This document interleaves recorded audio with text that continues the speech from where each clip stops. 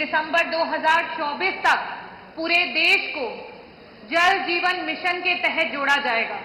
और आज दिसंबर 2024 में ये प्रश्न यूपी असेंबली में खड़ा हुआ और उसका उत्तर विभाग के पास नहीं है। और ये अपने में प्रत्यक्ष है कि ये सरकार सिर्फ जुमलेबाजी करती है और झूठे वादे करती है, उसके अलावा इस सरकार के पास कुछ भी नहीं। अध्यक्ष जी, जल जीवन मिशन में जब मैं नई विधायक चुन करके आई इस सदन में, उस वर्ष पूरे उत्तर प्रदेश का बजट 6,15,000 करोड़ का था और मात्र एक स्कीम का बजट 3.5 लाख करोड़ का है। उसके बावजूद भी आज धरातल पे 1% भी काम नहीं हो पाया है। ये बहुत ही शर्मनाक है। इसके अलावा मैं आपके माध्यम से, क्योंकि जब जब प्रश्न उठते हैं नेता सदन के द्वारा, हमारे सीनियर मेंबर, हमारे मंत्री जी खन्ना जी अभी जस्ट चले गए, शायद इस उत्तर को नहीं देना चाहते थे। साथ ही साथ जल मंत्री जी बार बार चाहे वो सत्ता के विधायक हो या विपक्ष के विधायक हो, हर बार यही कहते थे कि हमारे लोगों को पानी मुहैया करा दीजिए, कम से कम जब तक हर घर नल नहीं हो पाता हैंडपाइप दे दीजिए। हर विधायक ने अपनी गरीब जनता के लिए, अपनी प्यासी जनता के लिए हैंडपाइप की मांग की, लेकिन ये सरकार इतनी संवेदनहीन है कि इस सरकार ने कभी भी उन बातों को नहीं सुना और हमेशा नकारा है। मेरा मंत्री जी आपसे सिर्फ ये कहना है कि आप रामराज की बात करते हैं और कभी प्यासे को पानी पिलाया नहीं, बाद अमृत पिलाने से क्या फायदा? आज रोते हुए को हंसाया नहीं, बाद आंसू बहाने से क्या फायदा?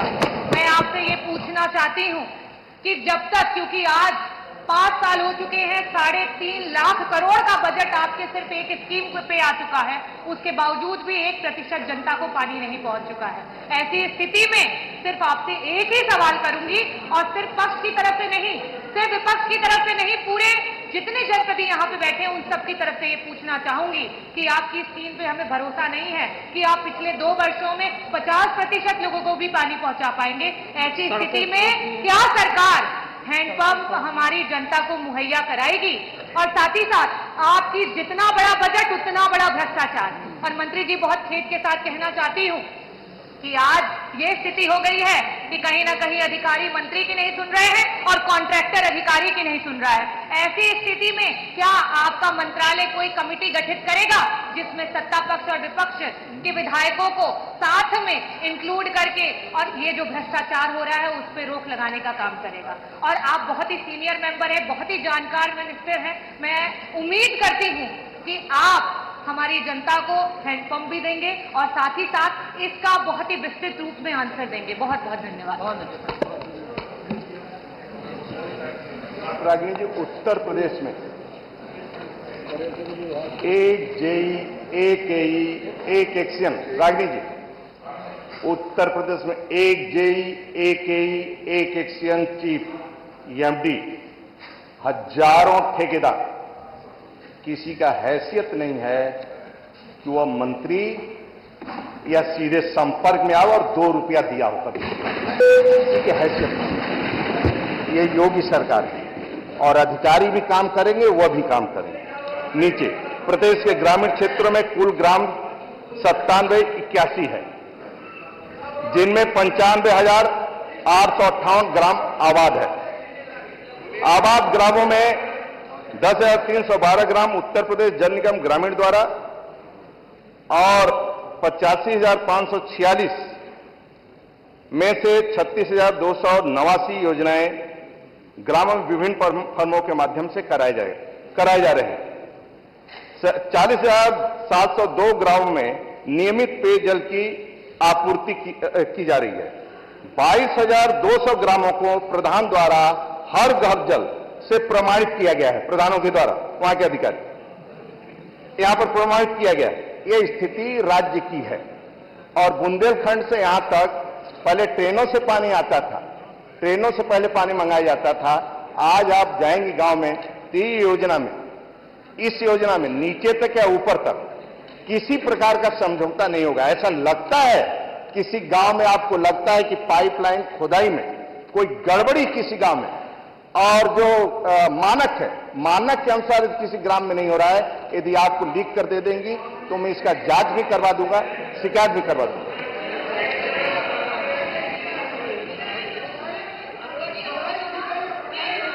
सदन के माध्यम से मेरी विधानसभा है, ग्राम सभा मोकलपुर है, जहां पे पाइप की क्वालिटी खराब होने की वजह से सिस्टम पूरा क्षतिग्रस्त हो चुका है। आप उसकी जांच करा लें। साथ ही साथ पिछले सदन में आपसे ये आश्वासन मिला था कि उत्तर प्रदेश की सारी सड़कें जल जीवन मिशन के तहत जो है वो खोद दी गई है। पूरा उत्तर प्रदेश जो है इस समय खुदा पड़ा हुआ है और आपने वादा किया था कि जो कॉन्ट्रैक्टर है वो कॉन्ट्रैक्टर उसको ठीक करेगा। इसके बावजूद भी और साथ ही साथ में आपका जो उत्तर था उसमें देख रही थी कि बजट के साथ साथ आपका मेंटेनेंस बजट भी है।